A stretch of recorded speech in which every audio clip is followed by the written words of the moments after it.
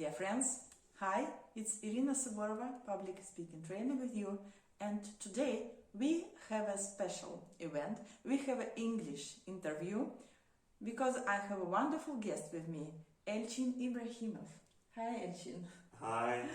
Elchin knows how many languages do you know?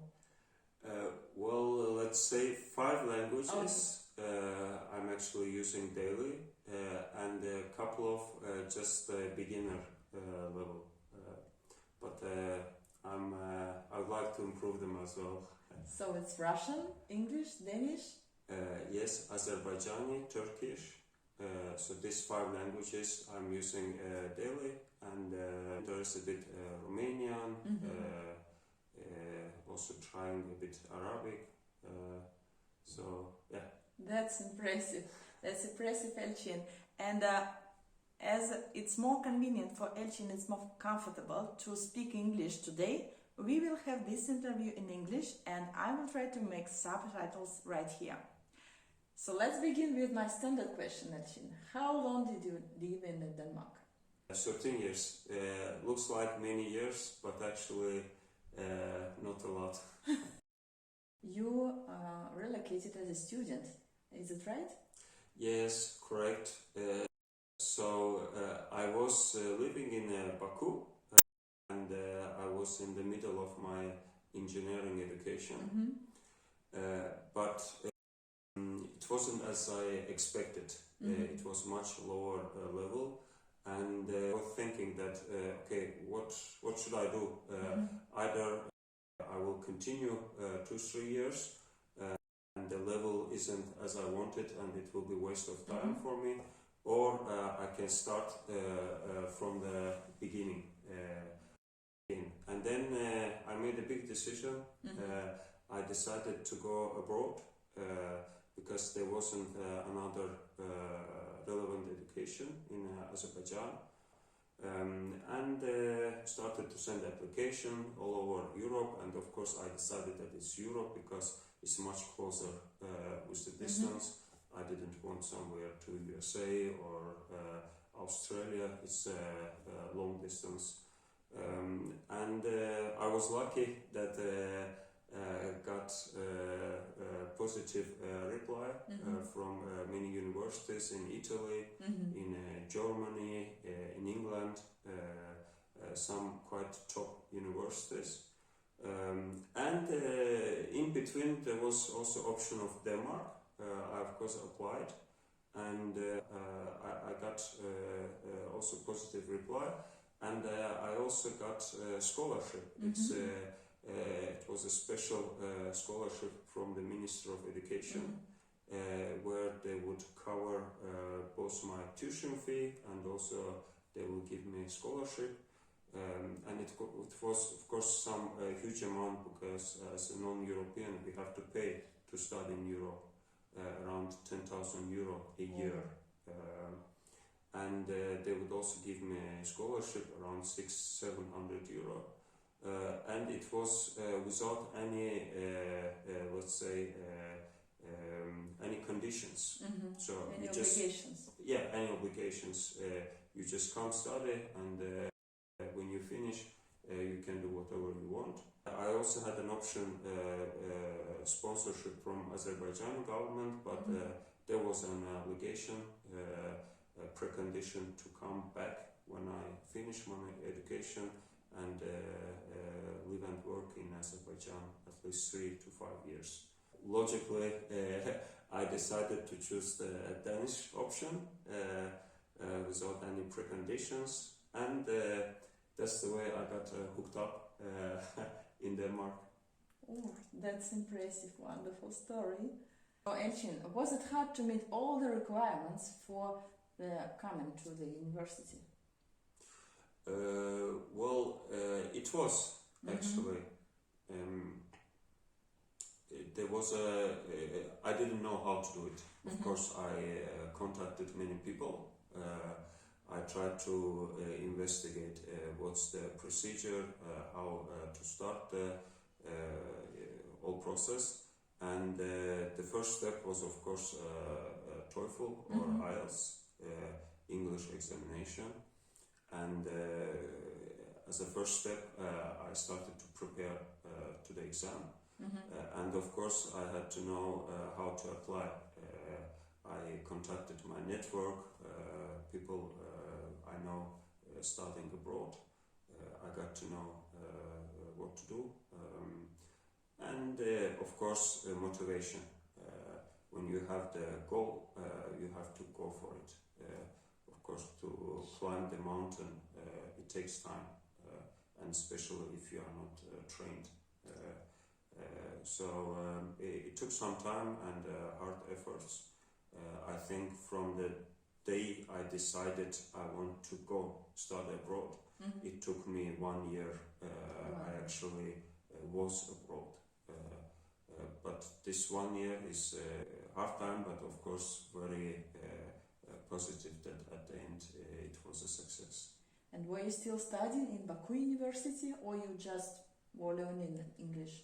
Yes, I was at the same time studying because I had to take to keep my options open. Of course. I didn't know it will succeed, and of course I also had some doubts that it will not.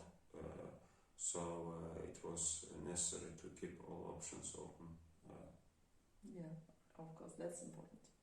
Elchin, you said your education in Denmark was totally for free, and moreover, you did have some scholarship. Yeah. And was it enough for you for living in Denmark with our high prices? Living standards are very high in Denmark, and as you know, for many things, prices are also very high.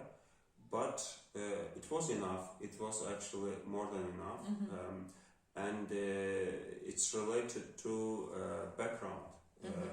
As a person born and raised in a post-Soviet country, of course you know what's to be poor and you know how to save money. Yeah, to save money, how to manage your money, and it's something I also learned a lot in my family.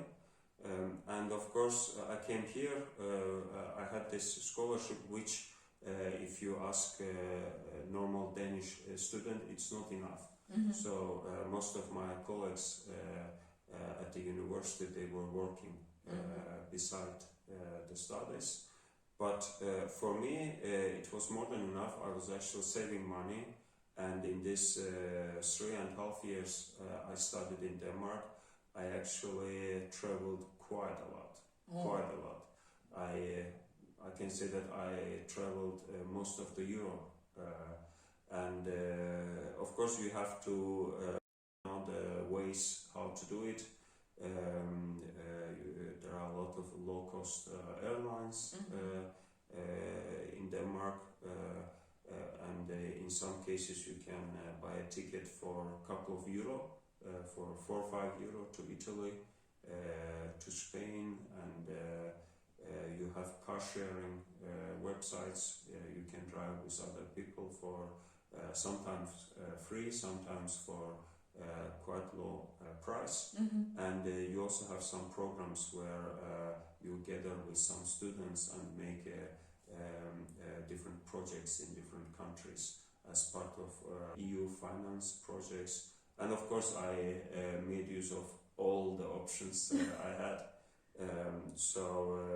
And as part of studies, most of the lectures you have in the books or the internet, university's internet, and you don't have to be at the class every day. And I also used that option, so I would buy a ticket when the price is the lowest possible. So sometimes it would be middle of the week at night. Then I would travel, and I will spend in the country several days and come back, let's say Monday afternoon. So it wasn't a problem for me. And of course there was a very interesting moment. My classmates was asking that, are you coming from kind of rich family like in Arabia? You traveled so much. Yeah, you travel so much. How do you manage? For them, travel was like a luxury because you have to stay at hotel, you have to spend money, for me, the process, the most important was to travel. So for me, it wasn't important where I stay. I'm a guy, and I can stay everywhere. I just need a bed to sleep. I was using a lot hostels, and I wasn't using a lot public transport. I was always staying in the middle of center and just going by foot. So there was a lot of backpacking experience, how to use little money and try to get experiences. And I was also trying to find the locals, so just to show me around the city. Great tip. A lot of, actually now every day available in the internet, if you write how to travel for free or backpacking experience, so there comes a lot of suggestions. And of course, the most important, planning. If you have a plan, then you can do it very cheap. If you don't have a plan, you just today decide that tomorrow I want to travel, then you would never get the same. Everything has to be planned at least 3-4 months ahead. I can see that you had very intense life. Yeah, very. Sometimes I actually miss my student years. So, but it was a great years. Fantastic. So you had a quite intense life also in the university. As I understood, was your education in English, right? Yes. And what about Danish? Did you learn it too during university times? A bit. So I got enrolled to Danish lessons, Dansk, and I was going, but in the first years it's just you are not motivated. Danish is sort of difficult language, and it was just there just to go from time to time when it fits your plan and when you have time. And I wasn't quite serious about it.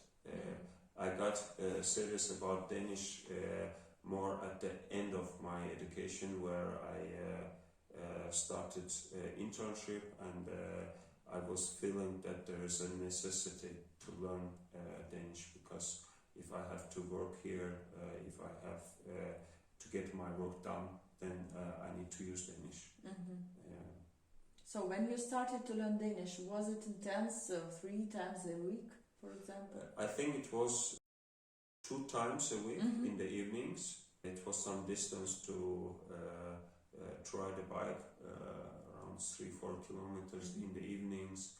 After studies, you are tired, and and coming also some challenges of learning Danish. Of course. I understand people just moving to Denmark, and they getting enrolled, and they say, Danish, it's not for me, it's difficult. So in the beginning it is difficult, but if you push and if you have a goal in front of you, why you have to learn it, then things getting much better. And it's always in the life, if you have a purpose, then you are more motivated. Sure. And how long did you learn Danish before you started to speak? Probably I had around 2 years. I was at school, like on and off, sometimes going, sometimes taking 1-2 months break, especially during summer. So after 2 years, so the key moment was actually during my internship. I had a manager, and he found out that I can speak Danish, because when I was in production, I was trying to speak Danish, because production people, not all of them could speak English, and he found out. And then he told me one day that, Elchin, I know you can speak Danish, so why you don't speak at the office?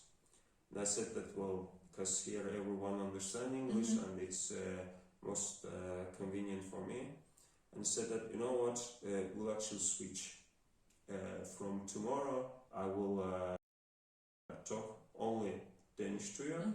And he actually did, and I also replied back in Danish, and it just continued this way, and this was the key moment for me to switch from English to Danish. I can say you were really lucky, because sometimes we expats struggles with switching from English to Danish, because Danish people are so nice. Yeah. They don't want us to be uncomfortable, so they speak English every time. You cannot practice. Yeah.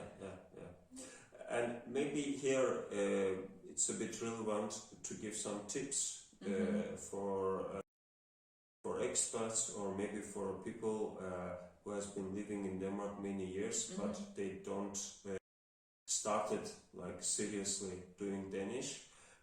So what's important every day to listen Danish.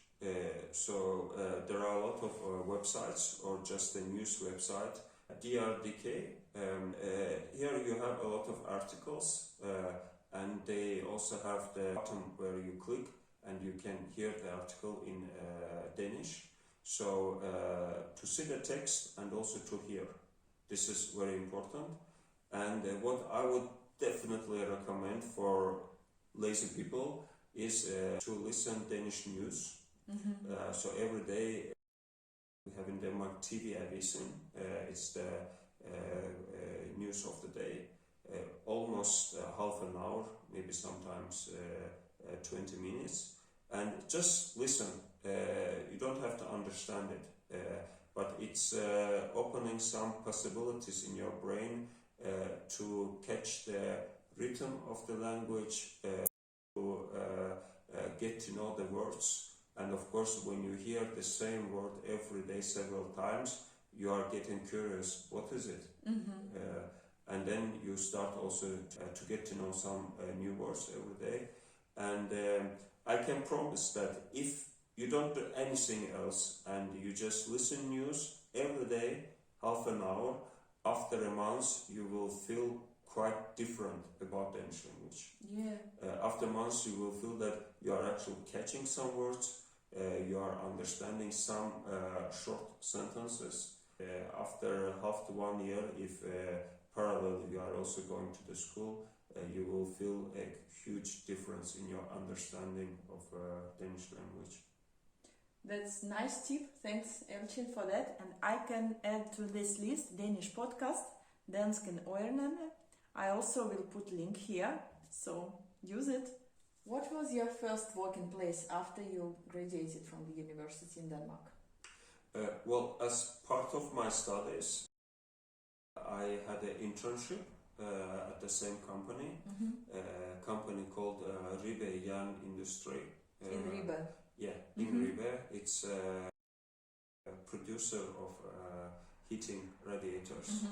When I finished my studies, they liked my work and they offered me a position as a project manager within supply chain. And I was happy to stay to get some experience. This was my first steps starting a career in Denmark. Was it hard to get this opportunity? Well, to get the first job, always difficult. And for our auditorium and for people listening us, if they are in the process of getting their first job or in the future they will get, don't lose your motivation. Try to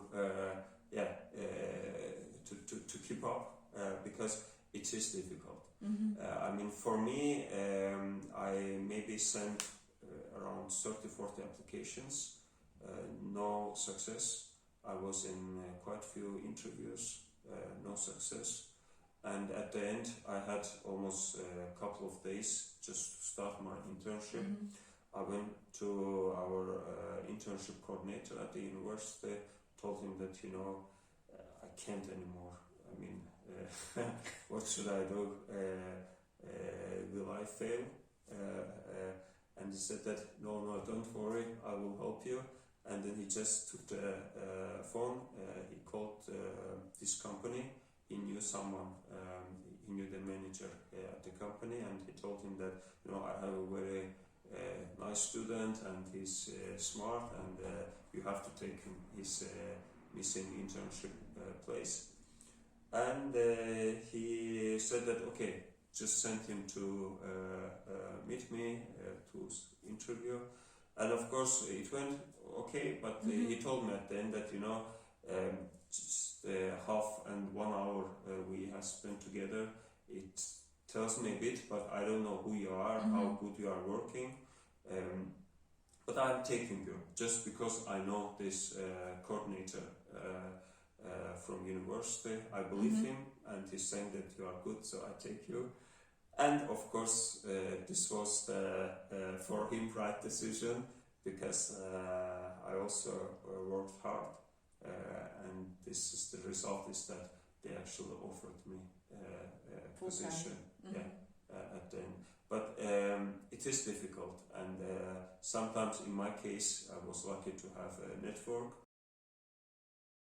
In some cases you just come in because company needs some profile which they can see at you, and in some cases your friend or someone works at the company, and he gives a heads up to hiring manager, and then through the network you get in, and in some cases you get in because you have done internship or some projects during your studies. So there are different methods, and of course many would say that network is important, and I totally agree with it. But if you don't have network, it doesn't mean that you can't find a job. You can find a job, and I know cases where people I know after several months or several years they have landed a job without having a network. So it's also possible. Sounds motivating. Thanks. So let's talk about your career growth, Elchin. You were in Ribe yarn industry, and now you are in a company named Tvilum, near the Aarhus. Half an hour driving from Aarhus. All right. So how did you come to this place? It's also quite interesting story. Network again. I spent 5 years at Ribe yarn industry, and it was for me a huge opportunity, learning place, and it was in Ribe that I grew up from being internship to project manager. Then I was a manager for one department, and then for several departments. At the end, I had quite some people in my team. And at some point I just grew up there where I couldn't see a next step. And the company had also some difficulties. Of course, it's very difficult generally to keep production in Denmark with higher production costs. And for our company it was much difficult because many of our competitors moved to lower cost countries, and I was just missing next step in my career. And then I got married, and we decided with my wife that we would like also to move to a larger city, something maybe reminding us Baku, our native city, and of course we chose Aarhus. And then I started in my network just to spread the news that if something interesting, just let me know. And my first hiring manager in Riga, which took me for internship, he was doing some project work in Tvilum, and he opened up the door for me. Again, and, network. again, and the same person. I'm very thankful to him. I just got in. For me, as a career, it was maybe some would call it degradation, because I was in the position of having a large team and several departments and quite a key position in Riga. But I got to Tvilum as again project manager. But for me, the important was to move ahead, and also to move to Aarhus, and just to if it's start from zero or start from the lower level, it was okay for me, because purpose was to come to Aarhus and to come to the company where I can see my future in it. And you changed the industry as well, from radiators to furniture. Yeah, so from metal industry, I switched to the furniture. So Tvilum is quite largest furniture company in Denmark, and I would say one of the largest in whole Scandinavia. It was a quite good opportunity to start, and now I've been in Tvilum 5 years, over 5 years, and I've also grown up in Tvilum, quite thankful for all people around me who helped me and who challenged me, and and also for my family for supporting me. And have you been promoted several times, right? Yes, I have had a luxury of moving around departments in Tvilum. So I started as a project manager in production. I had to implement a big project which was covering several of our factories, so not only one, several factories. And in the middle time, company went bankrupt in 2018. In procurement, the new owners they started to reconstructing company, and it was quite interesting process. And there was a possibility in procurement department because one of our colleagues, he went to pension. I myself asked my manager to change the department and to take his position, because both my education and previous experience in supply chain, it was quite matching. And of course, I got the position.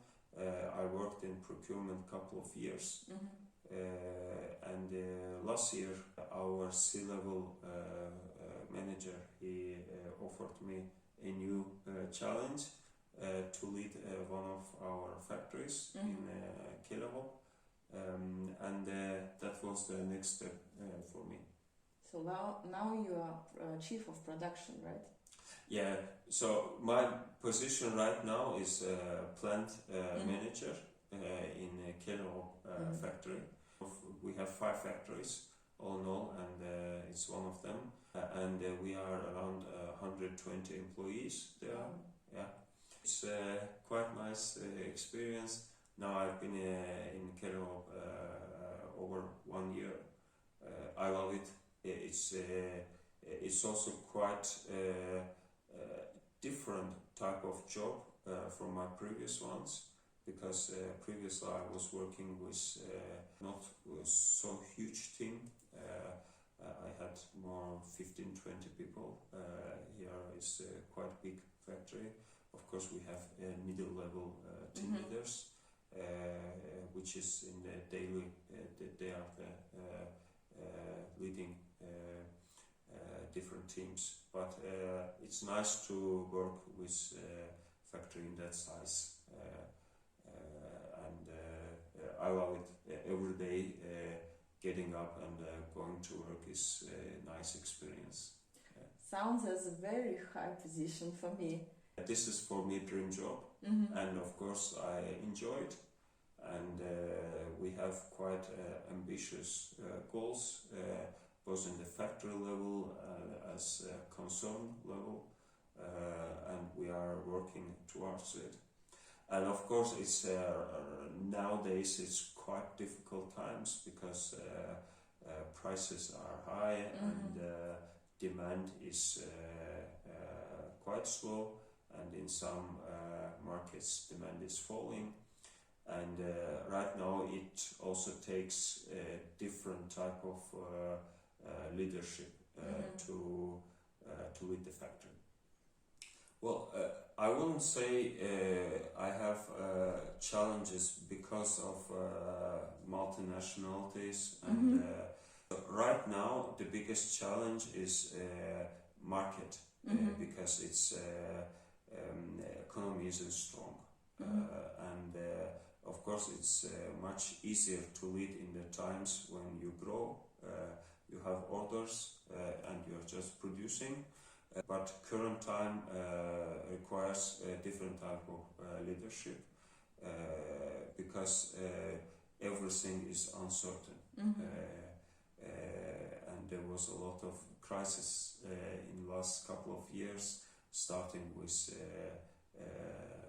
COVID-19, and then it went actually quite good last year, and right now because of the war, situation is completely different, and in these times you have to pay much more attention to people, to keep your team motivated, to keep people informed what's happening, how's it going, do we have orders tomorrow, do we have a production tomorrow, and if we don't have orders, what people would do when they come to work.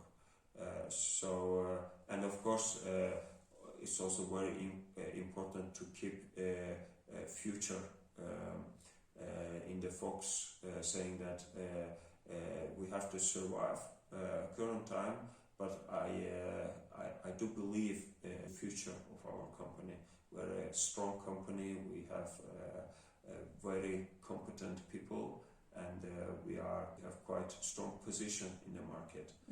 And for me right now is to survive this period, and I'm quite positive about future, and we also have quite ambitious goal forward us as a concern.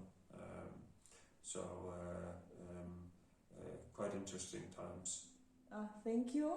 And my last question, 3 advice for expats in Denmark. You can say it's expats, but it could also be tips for students, for everyone who would start career in Denmark. Maybe in the first times, don't say no. So if you have a part-time position, take it and try it. Don't be afraid. Just try it. You don't lose by trying anything. Couple of months. Find a manager, find a leader to whom you believe. You learn, because in the first years of career you learn a lot from your manager. It's very important to have a good manager, not a good company, a good manager. This is very important. And when we look to the expats, I would say in the very big companies like Siemens, it's not maybe a requirement to learn Danish, but if you look beside the big multinationals, rest of the huge companies, and also small and medium-sized industries, SMI, it's very important to know Danish. So Danish is in most cases the key for a successful career in Denmark, because this is something Danish people expect. And as more you know Danish, as more integrated will be to the Danish society. And of course, work life is not only the math or any subject quite good. It's also people, and especially in the job as mine, people is very important. And you get to know to people much closer when you speak same language with them. Of course, I totally agree. So let me summarize for our audience 3 advice from Elchin. Don't be afraid to take any opportunity which is new for you. Find a mentor, expert, and learn Danish if you are looking for a job in a small or middle-sized company, if you want to integrate, and if you want to work closer with people, because the language is the key. Yeah. Thank you, Elchin. That was impressive. Thank you for sharing a lot of information with us. And I wish you great success. Yeah, thank you, and you too. Subscribe to our channel. We will continue with Russian and English interviews, and write in comments which language is more convenient for you. Thanks. До свидания. До свидания.